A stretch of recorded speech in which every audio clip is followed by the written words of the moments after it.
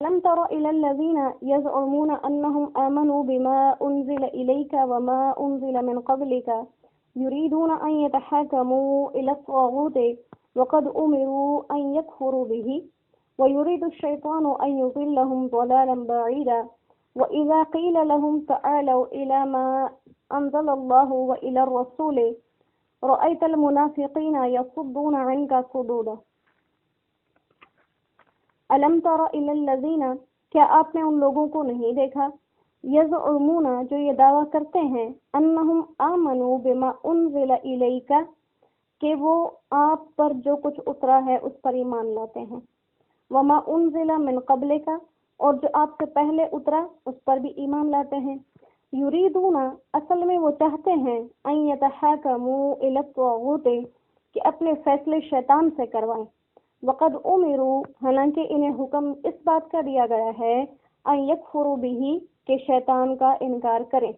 ویرید الشیطان اور شیطان تو چاہتا ہے، ان یضلہم کہ تمہیں گمراہ کر دے، ان یضلہم ان کو گمراہ کر دے، ضلالا بعیدا بہت دور لے جا کر، وَإِذَا قِيلَ لَهُمْ اور جب ان سے کہا جاتا ہے، تعالوا اس بات کی طرف آؤ، اِلَى مَا أَنزَلَ اللَّهُ جو اللہ نے اتاری ہے، وَإِلَى الرَّسُولِ اور رسول کی طرف آؤ، رَأَيْتَ الْمُنَافِقِينَ تو آپ دیکھیں گے منافقین کو، يَصُدُّونَ عَنْكَ صُدُودًا وہ آپ سے ہٹتے ہیں رک کر، فَكَيْفَ إِذَا أَصَابَتْهُمْ پھر کیا ہوتا ہے جب انہیں پہنچ جائے مصیبت کوئی مصیبت، بما قدمت ایدیہم اپنے ہاتھوں کے ہی کاموں کے ذریعے، ثم جاءوک پھر آتے ہیں آپ کے پاس، یحلفون قسمیں کھاتے ہوئے، باللہ اللہ کی، ان اردنا الا احسانا کہ ہم تو احسان کرنا چاہ رہے تھے، وتوفیقا اور آپس میں ملاپ، اولئک الذین یہ وہ لوگ ہیں، یعلم اللہ ما فی قلوبہم جو جانتا ہے اللہ ان کے دلوں کی بات، فاعرض عنہم ان سے اعراض کریے، منہ موڑ لیجیے، وعظہم اور ان کو نصیحت کریے، وقل لہم فی انفسہم اور ان سے کہیے ان کے بارے میں، قولا بلیغا کام کی بات، وما ارسلنا من رسول اور ہم نے جب بھی کوئی پیغمبر بھیجا، الا لیطاع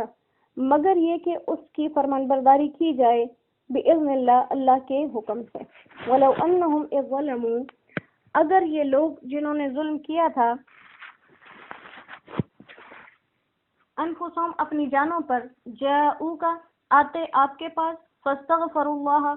اور اللہ سے معافی مانگتے، واستغفر لهم الرسول اور رسول بھی ان کے لیے معافی مانگتے، لوجدوا اللہ تو اللہ کو پاتے، توابا توبہ قبول کرنے والا، رحیمہ اور مہربان۔ اب یہاں پر پھر ایک واقعہ بیان کیا جا رہا ہے کہ اصل میں یہ آیات کس چیز کے لیے نازل ہوئی۔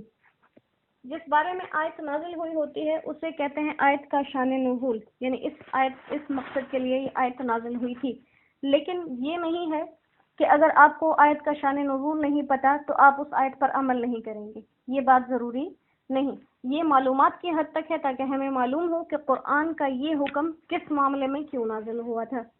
پھر اس کا حکم جو ہوتا ہے وہ ہر انسان کے لیے ہوتا ہے۔ تو یہاں پہ ایک منافق تھا، اس کا اور ایک یہودی کا جھگڑا ہو گیا، تو منافق کو پہلے سمجھ لیں۔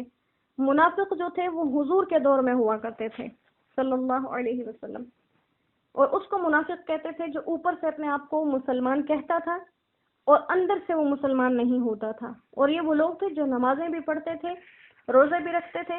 اور جہاد میں بھی جاتے تھے، اندر سے مسلمان نہیں ہوتے تھے لیکن اوپر سے سارے کام مسلمانوں جیسے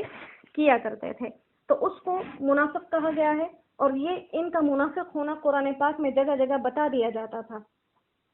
اب آج کل کے دور میں چونکہ وہی ہم میں سے کسی پہ آ نہیں سکتی، لہٰذا یہ جو ہم ایک عام باتوں میں منافق کہتے ہیں یہ وہ والا منافق نہیں ہوتا، جیسے ہمارے ہاں کوئی بھی انسان کسی کو زیادہ جھوٹ بولنے کی عادت ہو یا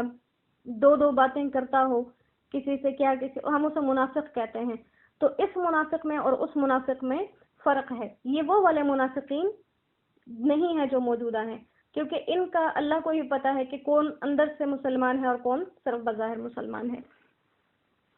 تو اس دور کے اندر منافق تھا جو بظاہر دیکھنے میں بالکل مسلمان لگتے تھے، ان کے سارے کام بھی مسلمانوں جیسے ہوتے تھے، اور اندر سے چونکہ وہ مسلمان نہیں ہوتے تھے اس لیے اللہ ان کے بارے میں بتا دیتے تھے۔ تو ایک منافق اور ایک یہودی کا جھگڑا ہو گیا۔ یہودی نے کہا کہ ہم اس جھگڑے کے بارے میں حضور صلی اللہ علیہ وسلم سے فیصلہ کرائیں گے، اور اس منافق نے کہا کہ نہیں، ہم یہودیوں کے سردار کے پاس جائیں گے۔ تو اب اس یہودی کو تعجب ہوا کہ میں تو خود اپنے یہودیوں کے سردار کو چھوڑ کر مسلمانوں کے نبی کے پاس جانا چاہ رہا ہوں، اور یہ جو خود کو مسلمان کہہ رہا ہے، اب ظاہر ہے اسے تو وہ مسلمان ہی لگتا تھا، اسے تو پتہ نہیں تھا یہ منافق ہے،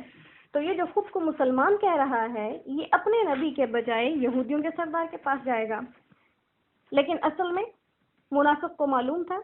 کہ میں غلطی پر ہوں، اور حضور صلی اللہ علیہ وسلم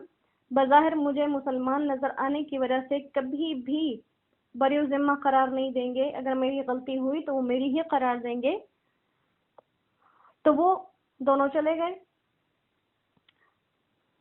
حضور صلی اللہ علیہ وسلم کے پاس فیصلہ لے کر، دونوں میں گفتگو ہوئی، آخرکار دونوں راضی ہو گئے اور حضور سے فیصلہ کرانے کے لیے چلے گئے۔ جب حضور صلی اللہ علیہ وسلم کے پاس فیصلہ سنایا گیا، آپ نے جب فیصلہ سنا، دونوں طرف سے معاملہ سنا، آپ نے فیصلہ فرما دیا یہودی کے لیے، اور قصور اسی منافق کا نکل آیا، جیسے کہ اسے خود بھی پتا تھا کہ غلطی میری ہی ہے۔ اب اس منافق نے مزید ایک اور راستہ نکالا، اس یہودی سے کہا کہ چلو یہ تو فیصلہ ہو گیا، لیکن اس پر ہم حضرت عمر بن خطاب سے بھی فیصلہ کرا لیتے ہیں۔ یہودی نے قبول کیا اور دونوں حضرت عمر رضی اللہ تعالیٰ عنہ کے پاس گئے۔ اب وہ منافق جو ہے وہ تو ظاہر ہے دیکھنے میں مسلمان ہی لگتا تھا، اس کو معلوم تھا کہ حضرت عمر کافروں کے ساتھ سخت ہیں، تو اس نے کہا کہ یہودی کے لیے تو فیصلہ نہیں کریں گے، میرے لیے فیصلہ کریں گے۔ لیکن وہ یہ بات بھول گیا تھا کہ ذات چاہے محمد الرسول اللہ صلی اللہ علیہ وسلم کی ہو یا ان پر جان دینے والے صحابہ کی، وہ حق اور باطل میں فیصلہ کرتے ہوئے رشتے ناتوں کو اور اسلام اور کفر کو نہیں دیکھتے تھے۔ جیسے حکم آیا تھا کہ اذا حکمتم بین الناس، وہ الناس کو دیکھتے تھے، وہ لوگ دیکھتے تھے، وہ طبقے نہیں دیکھتے تھے، وہ رشتہ داریاں نہیں دیکھتے تھے۔ جب دونوں پہنچے اور حضرت فاروق اعظم رضی اللہ عنہ سے واقعہ کہہ سنایا، اور ساتھ میں یہ بھی بتا دیا کہ حضور صلی اللہ علیہ وسلم نے تو اس کا فیصلہ اس یہودی کے لیے کیا ہے، لیکن یہ جو خود کو مسلمان کہتا ہے یہ شخص اس فیصلے پر مطمئن نہیں۔ حضرت عمر نے اس منافق سے پوچھا کیا ایسا ہی ہے کہ کیا تم حضور کے فیصلے پر مطمئن نہیں؟ اس نے کہا ایسا ہی ہے۔ حضرت عمر اپنے گھر اندر تشریف لے کر گئے، تلوار لائے اور اس منافق کو مار دیا، اور کہا کہ جو شخص محمد الرسول اللہ صلی اللہ علیہ وسلم کے فیصلے پہ راضی نہ ہو اس کا یہی فیصلہ ہے۔ اب یہاں تو واقعہ ہو گیا، تو جو منافق بظاہر لوگوں کو مسلمان لگتا تھا، اس کے وارثوں نے حضرت عمر رضی اللہ تعالیٰ عنہ کے خلاف دعویٰ کر دیا کہ انہوں نے ایک مسلمان کو بغیر کسی دلیل کے مار دیا ہے، لہذا اب جو ہے ان سے بدلہ لیا جائے۔ اور جب حضور صلی اللہ علیہ وسلم کو بتایا گیا تو آپ کو بہت دکھ ہوا، آپ نے فرمایا کہ مجھے عمر سے اس قسم کی توقع نہیں تھی کہ وہ ایسا کرے گا، لیکن اس پہ اللہ سبحانہ و تعالیٰ نے حضرت عمر رضی اللہ تعالیٰ عنہ کو بری ثابت کر دیا، اور اللہ نے فرمایا کہ کیا آپ نے نہیں دیکھا ان لوگوں کو جو کہ منافق ہیں؟ تو اللہ نے بتا دیا جس کو مارا ہے یہ مسلمان نہیں تھا، منافق تھا، اور منافق تھا اور حضور کی بات سے انکار کیا تو منافق بھی نہ رہا بلکہ کافر ہو گیا، لہٰذا اس کا قتل کر دینا مسلمان کا قتل نہیں ہے۔ یہاں دفاع کیا اللہ نے حضرت عمر ابن خطاب رضی اللہ تعالیٰ عنہ کا۔ تو یہ جو ہے واقعے میں یہ بات بتائی گئی کہ یہ واقعہ اس طرح سے پیش آیا۔ پھر کہتے ہیں کہ یہاں پر جو کچھ الفاظ آئے ہیں، اب طاغوت آیا ہے تو طاغوت اصل میں تو شیطان کو کہتے ہیں، لیکن ہر وہ انسان جو اسلام پر نہ ہو اور شیطانیت کے مطابق فیصلے کرتا ہو، اور چاہے مسلمان بھی ہو لیکن اسلام کی روح سے ہٹ کر فیصلے کرتا ہو تو اس کو بھی طاغوت کہیں گے۔ یہاں یہ بھی چونکہ ایک یہودی کے پاس فیصلے لے کر گئے تھے لے کر جانا چاہ رہے تھے، تو اس وجہ سے اس کو طاغوت کہہ دیا گیا۔ پھر کیا کہا کہ اگر ایسا ہو جاتا، انہوں نے یہ باتیں کر لی اور اپنے آپ کو مسلمان ثابت کرنے کی کوشش کی، لیکن اللہ نے بتا دیا کہ یہ منافق ہے، تو اب فرمایا کہ چونکہ اس شخص نے آپ صلی اللہ علیہ وسلم کے منصب نبوت پر ایک طرح کا حملہ کیا تھا، لہذا حضرت عمر رضی اللہ تعالیٰ عنہ کا اس کو قتل کر دینا یہ کوئی غلط بات نہیں تھی۔ پھر کہا کہ اگر یہ ہو بھی گیا تھا، ان سے یہ جرم ہو بھی گیا تھا، تو یہ کیا کرتے، آتے اور آپ صلی اللہ علیہ وسلم کے سامنے اللہ سے بھی توبہ استغفار کرتے اور آپ بھی ان کے لیے معافی مانگتے، تو اللہ سبحانہ و تعالیٰ ان کو معاف کر دیتے۔ اب یہاں پر یہ واقعہ ان منافقین کے بارے میں آیا تھا، لیکن یہاں پر ایک عام جو ہے قانون بھی نکل آیا کہ اگر کوئی شخص حضور صلی اللہ علیہ وسلم کی خدمت میں آ جائے اور آپ اس کے لیے دعائے مغفرت فرما دیں، تو حضور صلی اللہ علیہ وسلم کی دعا سے اس کی مغفرت ہو جائے گی۔ اور یہ حکم آپ صلی اللہ علیہ وسلم کی دنیاوی زندگی کے زمانے میں بھی پورا ہو سکتا تھا، اور آج روزہ اقدس پر بھی پورا ہو سکتا ہے۔ اگر کوئی انسان وہاں حاضر ہو جائے اور اپنی بخشش کی درخواست کرے تو اللہ کے نبی کی درخواست سے وہ اس کی مغفرت ہو جائے گی۔ جیسے حضرت علی رضی اللہ تعالیٰ عنہ فرماتے ہیں کہ جب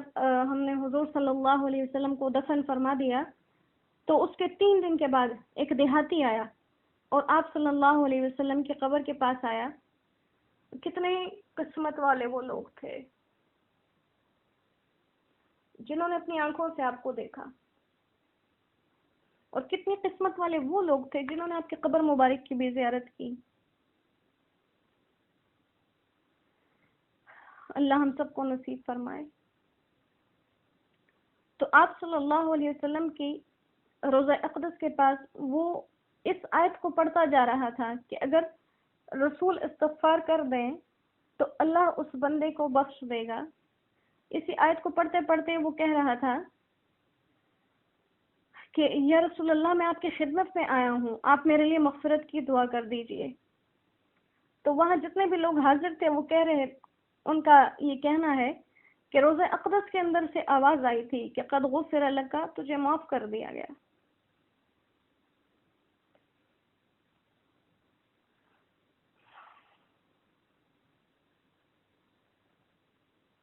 اللہ اپنے پیارے حبیب کی شفاعت اور سفارش ہم سب کو بھی نصیب فرما دے، ہمارے لیے بھی اللہ اس سے معافی کا اعلان فرما دے۔